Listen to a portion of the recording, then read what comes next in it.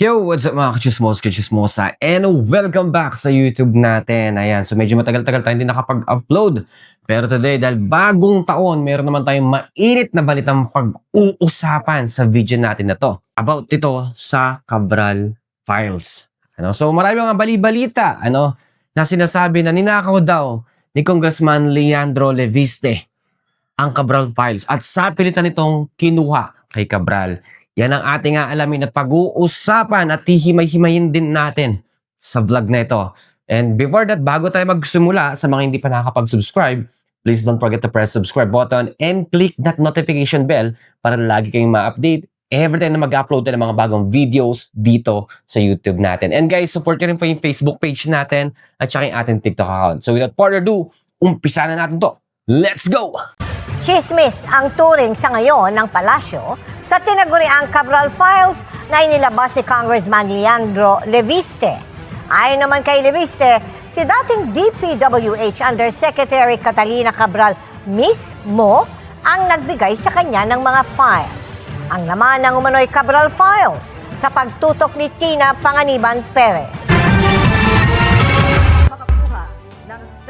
Inilabas na ni Batangas 1st District Representative Leandro Leviste ang mga file na ibinigay raw sa kanya ni yumaong DPWH Undersecretary Maria Catalina Cabral. Sa isang Facebook post, sinabi ni Leviste na nakuha raw niya ang files matapos makipagpulong kay Cabral noong June 11, ilang araw bago siya formal na manungkulan bilang kongresista noong June 30. At noong August 11, matapos sumulat kay nooy DPWH Secretary Manuel Bonoan.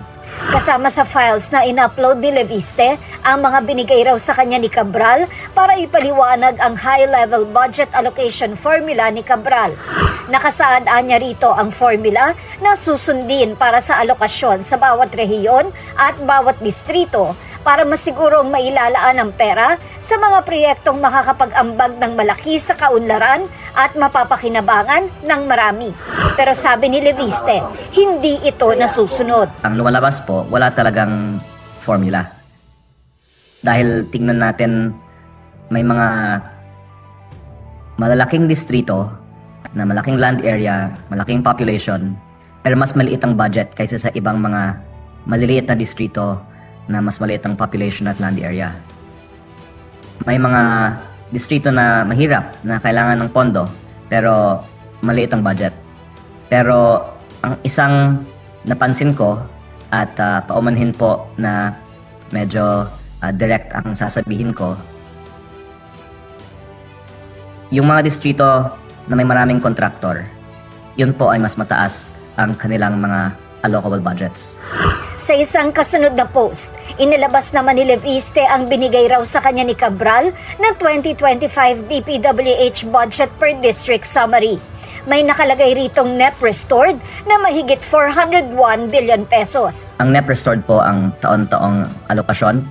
Kaya po, narinig ko nga din mula sa DPWH mismo ang terminology NEP restored sa aming mga meetings kasi yun yung restored budget taon-taon. At dinagdagan po ng 30M kada distrito sa 2025. Ito, para sa allocable na yun, ang district congressman ang pwedeng mag-allocate ng budget. At yan po ay nasa halaga ng 401 billion pesos sa 2025. Sa dalawang listahan, magkakapareho ang lumabas na top 5 legislative districts pagdating sa allocables para sa 2025. Pero idiniin din ni Leviste na posibleng hindi ang mga kongresista ang proponent para sa buong halaga para sa kanilang distrito. Meron din anya kasing outside allocable na alokasyon daw ng iba't ibang proponents. Kaya anya umabot sa mahigit 1 trillion pesos ang kabuuang pondo ng DPWH sa 2025 budget. Ang outside allocable na ang pinalalabas ay ang DPWH ang nagde-decide ng alokasyon ay actually binubuo ng mga proyekto na ang proponent ay mga tao sa labas ng DPWH. Kabilang po doon mga cabinet secretary, undersecretary, at mga pribadong individual. Nang hinga ng reaksyon ng Malacanang, sinabi ni Palace Officer Undersecretary Claire Castro na magre-react lang ang palasyo sa mga dokumentong na-authenticate o napatunayan ng totoo ng DPWH. Sa isa pang hiwalay na post, inilabas naman ni Leviste ang listahan ng 2025 DPWH budget kung saan nakalista ang mga allocable, outside allocable, DPWH initiated at Congress initiated. Nilinaw ni Leviste na ito ay galing sa ibang source mula sa DPWH. Makikitaan niyang tumutugma ang impormasyon sa ibinigay umano sa kanya ni Cabral. Pero hindi raw lahat ng nakalista ay pangalan ng tao. Yung mga codes o mga terms like leadership. Kaya yung binanggit na din ni dating Secretary Manny Bonoan sa isang Senate hearing na leadership fund ay tila nandoon po sa outside allocable. Naibigay na raw ni Leviste sa ICI at Ombudsman ang files. Humingi siya ng paumanhin sa mga nasa mga listahan, pero pinatotohanan niya ang mga ito. Tinataya ko ang buhay ko na iko-compare na authentic ang mga files na ito.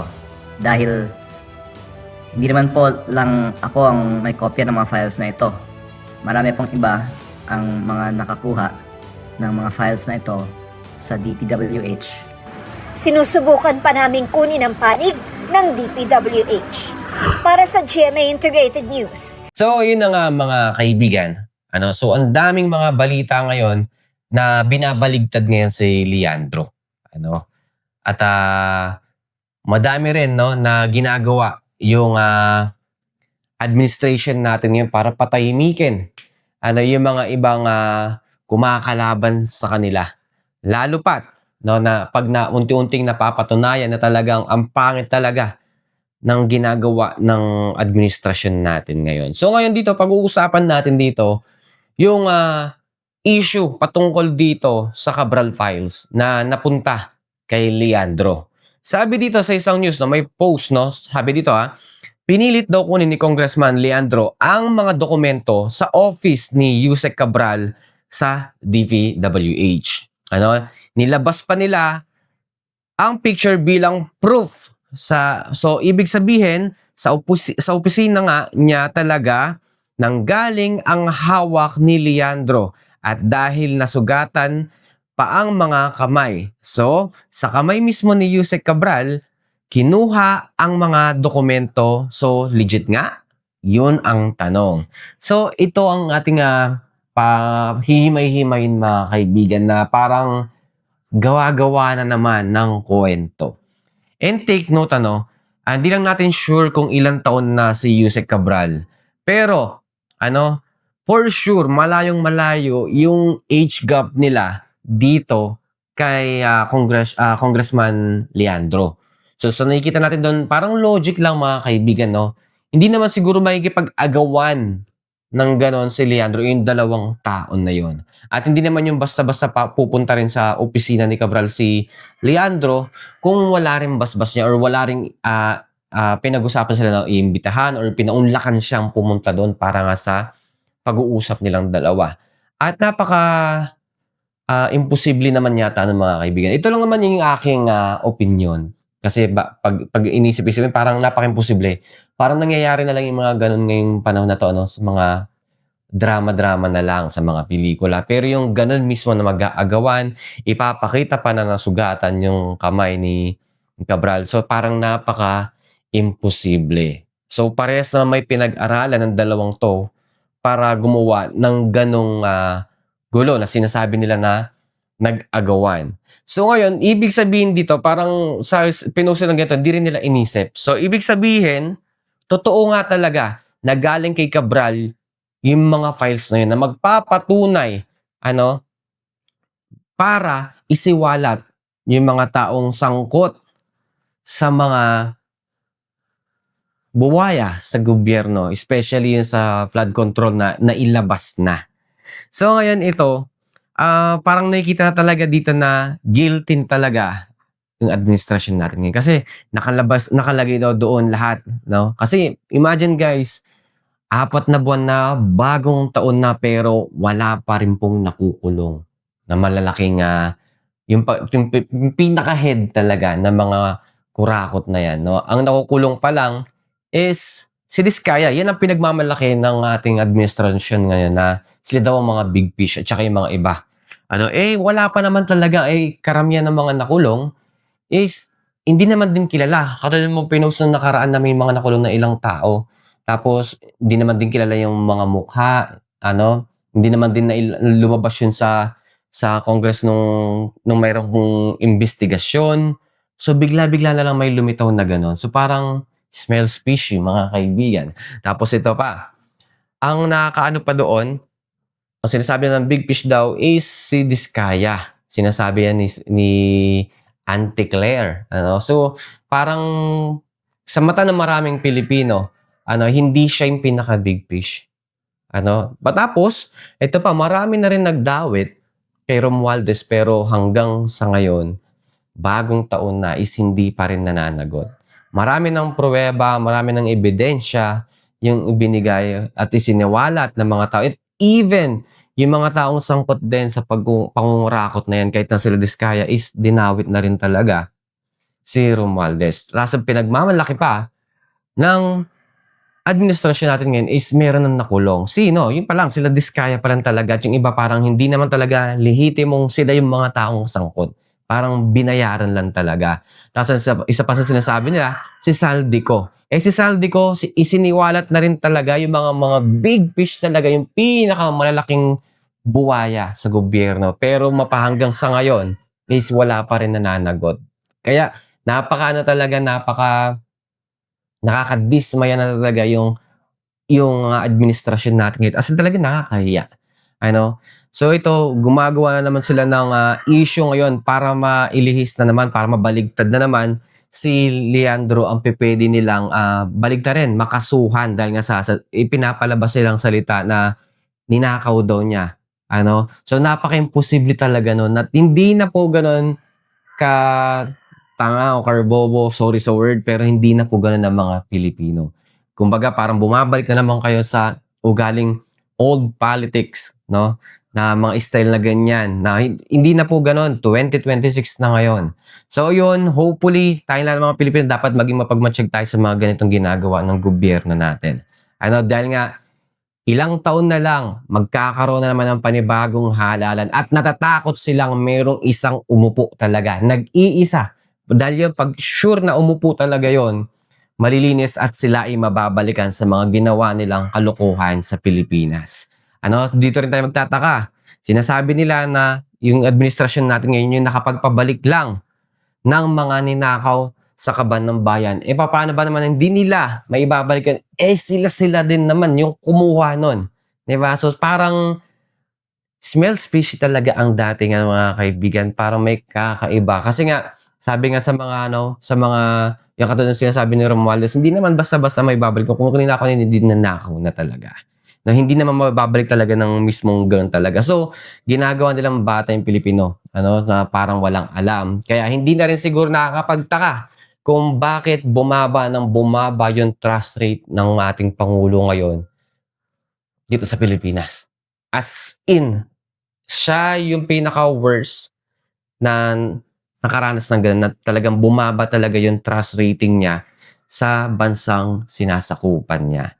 So, yun nga, hopefully, magabayan pa rin itong si Leandro, magkaroon siya ng mga protection pa kasi mayroon pang bali-balita na unti-unti rin na tinatanggal din yung protection niya.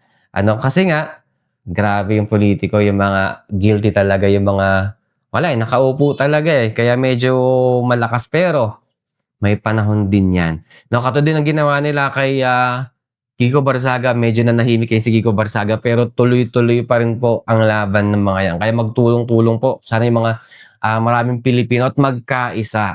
Dahil sobrang laki po talaga yung nakawan na nangyayari ngayon sa bansa natin. Kung dati mga dating umupo or mga naging leader ng bansa natin, yes, hindi natin may pagkakaya, lahat naman siguro. Normal na yan sa gobyerno na meron talagang kurakot. Pero ang pinag-uusapan kasi ng mga nakaraan is million-million lang.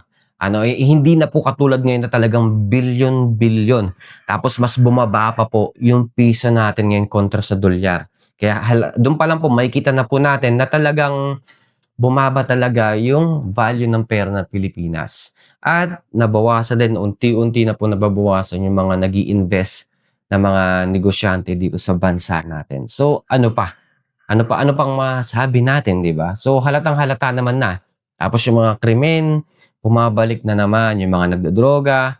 Ayan, kaya bumaba talaga ng bumaba yung trust rate ng ating Pangulo dito sa Pilipinas. So yun, mabalik tayo dito sa issue na to patungkol sa Cabral Files. So talagang kinakabahan na talaga sila dahil dito lahat nakasaad. Lahat ng mga sangkot, lahat ng mga kung kanino ibinigay yung mga pera. So doon pa lang halatang guilty na talaga sila. At hindi na nila alam kung ano pang gagawin nila kaya patuloy nilang sinisiraan talaga at ginagawa ng kwento itong si Leandro. And I think mga kaibigan, hanggang dito na lamang po itong vlog na to.